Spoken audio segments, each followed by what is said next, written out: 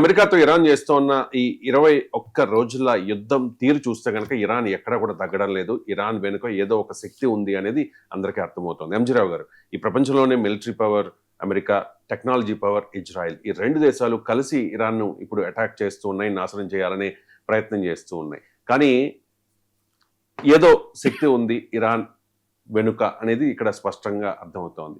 ఇండైరెక్ట్గా Russia, China and north Korea support చేస్తూ ఉన్నాయి అనేది జరుగుతున్న ప్రచారం. సో యుద్ధ రంగంలోకి త్రికూటమి రాబోతోందా? ఎస్ అండి, ఇప్పుడు యుద్ధ రంగంలోకి త్రికూటమి రావడం కాదు, ఇరాన్ వెనకాల ఒక శక్తివంతమైన కూటమి ఉండడం వల్లే గత 22 అంటే 3 వారాలు దాటినప్పటికీ ఇరాన్ ప్రతిఘటన అప్రతిహాతంగా ఉండడం.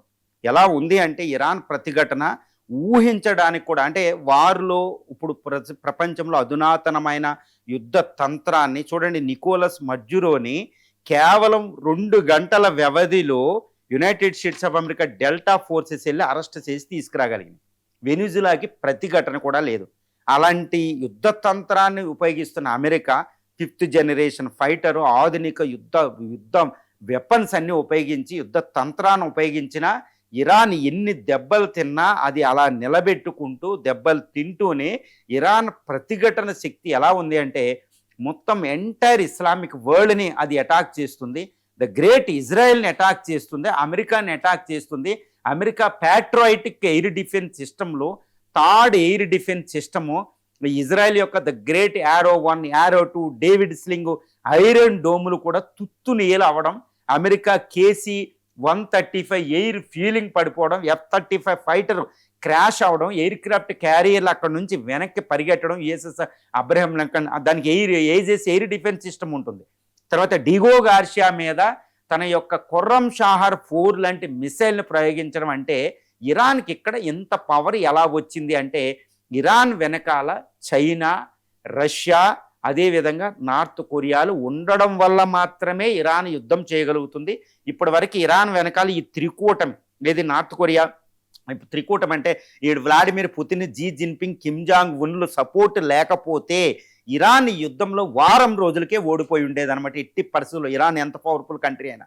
కానీ ఈ వెనకాల త్రికూటమి అనేది కావలసిన వనరులు ఇస్తుంది. ఏ విధంగా ఇస్తుందంటే రష్యా ఇప్పటికీ 200 టన్నుల సోడియం పెర్కులేట్ అనేది సరఫరా చేసిందంటే సాలిడ్ ఫ్యూయల్, మిసైల్ ఫ్యూయల్ అనమాట. ఇది ఖైబర్ షేకెన్, షాహిద్ లాంటి మిసైల్స్లో 200 మిసైల్స్కి సరిపడే ఇంధనం. ఇదంతా అఫీషియల్గా తెలిసింది. ఇంకా ఎన్నో ఇస్తుంది అనమాట.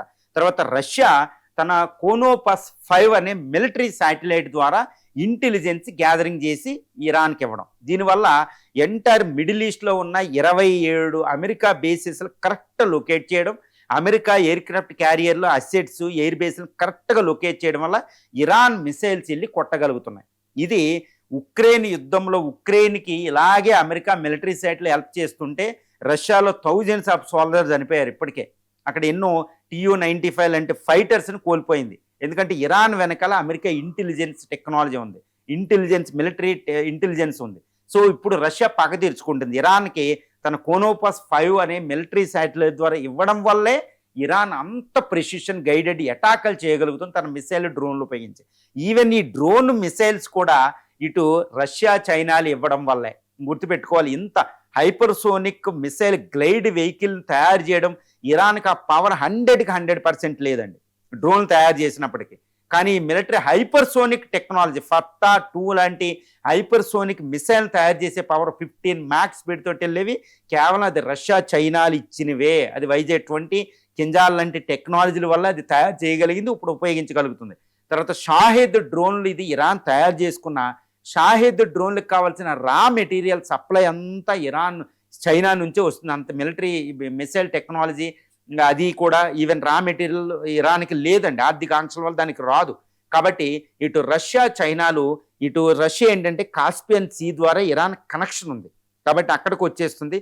తర్వాత చైనా ఏంటంటే ఆఫ్ఘనిస్తాన్ ద్వారా ల్యాండ్ బౌండరీ, చైనా యొక్క గోలాన్ ఫోర్ట్ నుంచి షిప్పుల ద్వారా ఇవి డైరెక్ట్గా ఈ చైనా, రష్యాలు దీనికి హెల్ప్ చేస్తున్నాయని తెలుస్తుంది. ఈవెన్ నార్త్ కొరియా కూడా తన మిసైల్ టెక్నాలజీని ఇరాన్కి ట్రాన్స్ఫర్ చేయడం అనేది జరిగింది. ఈ విధంగా ఇరాన్ వెనక Xi Jinping, China, Vladimir Putin, Russia, Kim Jong Un, North కొరియాలు పూర్తిగా సహకరిస్తున్నాయి.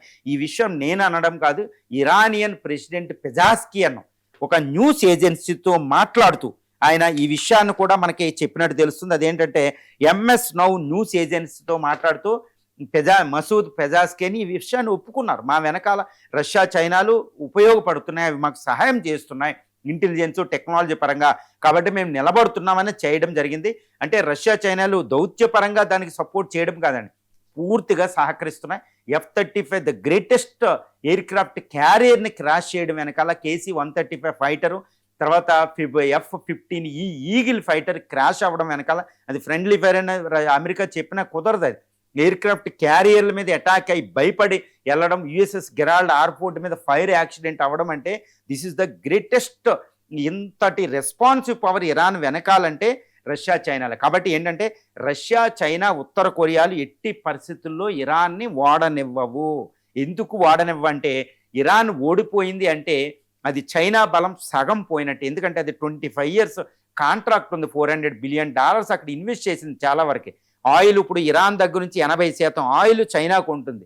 ఎక్కువ చైనా ఇటు రష్యా, ఇరాన్ నుంచి. ఇరాన్ అమెరికా చేతిలోకి వెళ్ళడం అంటే చైనా యొక్క ఎనర్జీ సెక్యూరిటీ ఉంది. మిడిల్ ఈస్ట్లో ఎప్పుడు కూడా చైనాకి ప్రాబల్యం ఉండదు. కాబట్టి ఇరాన్ ఓడింది అంటే చైనా బలం సగం తగ్గిపోయినట్టే. అదేవిధంగా ఇరాన్ ఓడిందంటే రష్యా కూడా సగం పైన బలం. ఇంకా మిడిల్ ఈస్ట్లో ఈ యొక్క ఆయిల్ స్ట్రాటజిక్ రీజన్లో ఎట్టి పరిస్థితుల్లో రష్యా ఉండదు. ఇప్పటికే సిరియాను కోల్పోయింది, వెనిజులాను కోల్పోయింది, ఇంకా ఇరాన్ను కోల్పోవడం అంటే ఇక మిత్రురాలే లేనట్టు అనమాట రష్యా. కాబట్టి ఇరాన్ని వాడనివ్వదు రష్యా, ఇరాన్ వాడనివ్వదు చైనా. ఇప్పుడు ఉత్తర కొరియా కూడా ఒకవేళ ఇరాన్ ఓడిపోతే నెక్స్ట్ అమెరికన్ టార్గెట్ ఈ యొక్క కిమ్ జాంగ్ ఉన్ పర్సనల్గా కైమెనిలాగా అంతం చేసే ఉంది. కాబట్టి కిమ్ జాంగ్ ఉన్ కూడా భయపడి ఈరోజు ఇరాన్ దగ్గరే అమెరికా అటు ఉండిపోవాలన్నట్టు ట్రై చేస్తున్నారు. తర్వాత చైనా కూడా ఇటు పసిఫిక్ ఏరియాలోకి, తైవాన్ ఏరియాలోకి అమెరికా రాకూడదంటే ఇరాన్ ట్రాప్లో ఉండాలి.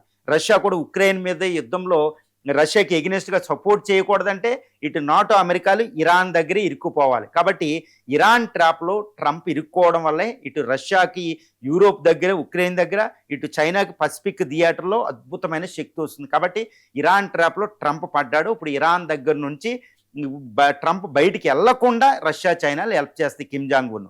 తద్వారా ఇరాన్ ఓడిపోదు. ఇరాన్ ట్రాప్లో ఇంకా ట్రంప్ చిక్కుకున్నట్టే. కాబట్టి ఇరాన్ ట్రాప్ నుంచి బయటికి వెళ్ళాలంటే ఏదో విధంగా ట్రంప్ ఎగ్జిట్ అవ్వాలి, తప్పనిసరిగా యుద్ధం నుంచి బయటికి వెళ్ళాలి. కానీ ఇరాన్ ఓడించడం అసంభవం. కాబట్టి ఎందుకంటే ఇరాన్ అలా దీర్ఘకాలికంగా యుద్ధం చేసే శక్తిని ఆ రెండు దేశాలు ఇస్తాయి ఏ రకంగా అయినా. కాబట్టి త్రికూటమి అయినా ఇటు రష్యా, చైనా, ఉత్తర కొరియాలు ఇరాన్ వెనకాల ఉన్నాయి అనేది ఇక్కడ మనకి పరిశీలిస్తే అర్థమైపోతుంది. అందుకనే డొనాల్డ్ ట్రంప్ ఇప్పటికే పుతిన్తో మాట్లాడడం జరిగింది. ఆ సంభాషణలో మీరు సపోర్ట్ ఉండకూడదని మాట్లాడడం జరిగింది. అలా అయితే నువ్వు ఉక్రెయిన్కి నువ్వు సపోర్ట్ చేయకూడదు, నువ్వు కూడా ఉక్రెయిన్ మాకు కంప్లీట్గా డొనేట్స్ రీజన్ ఇచ్చేస్తావు అన్నట్టు అక్కడ బేరసారాలు జరగడం. చైనీస్తో ఆయన విజిట్ ఒకటి ఉంది, అది పోస్ట్ పోన్ అయింది, ఏది ఏప్రిల్ ఎండింగ్లో, కానీ ఇది ఇప్పుడు పోస్ట్ పోన్ అయింది. కాబట్టి చైనా సపోర్ట్ని ఆపడం అమెరికా తరం కాదు. కిమ్ జాంగ్ ఉన్ ఎవ్వరి మాట వినడు. కాబట్టి ఈ మూడు దేశాలు ఇరాన్కి సపోర్ట్ చేస్తున్నాయి. ఈ ధైర్యం చూసుకునే ఇరాన్ని అటాక్ చేయగలుగుతుంది అనేది మనం ఇక్కడ పూర్తిగా మనం చూడవచ్చు. కాబట్టి ఇరాన్ది అల్టిమేట్ విన్, ఎందుకంటే ఇరాన్ ఓడించడం అసంభవం కాబట్టి.